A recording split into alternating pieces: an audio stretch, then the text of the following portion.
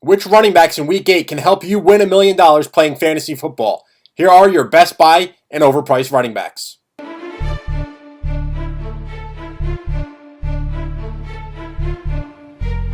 Hello everybody, I am Bill Enright from FFChamps.com. Have your overpriced and best buy running backs, starting off with the best buys, the guys that I like. I'm going to start it with Beast Mode. Marshawn Lynch, $7,100, taking on the Carolina Panthers. I know Marshawn has been terrible the last 2 weeks. Hasn't scored more than hasn't scored double-digit fantasy points in his last 2 games. But that's going to change this weekend. He's playing against a Carolina Panthers defense that has given up more than 22 fantasy points to each of the opposing running backs they played against in 4 of their last 5 weeks. Lynch is going to go beast mode in Week 8.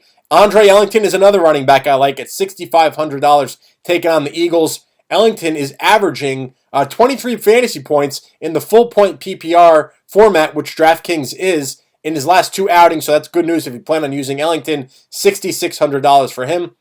And then how about Ahmad Bradshaw for the Colts? He's having a great season. He's scored at least once in each of his last 3 games. He's only $5,900 against the Steelers. And the best part is Trent Richardson hasn't been practicing this week, so a Bradshaw could get a full workload, wouldn't have to split time with T. Rich if he's a little bit hobbled due to a hamstring injury. The price is certainly right for Ahmad Bradshaw at $5,900. My absolute steal, Joique Bell of the Detroit Lions, taking on the worst run defense in the entire league with the Atlanta Falcons. But Bell is only $4,800, and he could have that backfield all to himself because Reggie Bush is dealing with an injury. And even if Bush is a go, he's not going to be 100%. We know Bell is going to get all of the goal line work. And again, the Falcons are the last ranked team when it comes to stopping the run. I'm going to throw an absolute steal out, a big risk, small price. That's Travaris Cadet of the New Orleans Saints. Now, he's one of the cheapest players you'll find this week at the running back spot, $3,000. He's a risk because the Saints love to spread the ball around. They have Mark Ingram. Kyrie Robinson is questionable at this point, but we don't expect Pierre Thomas to be in action. Cadet is going to be that pass-catching back for the New Orleans Saints against the Packers this week. He's a big risk, but small price. He could pay off big dividends for you in Week 8.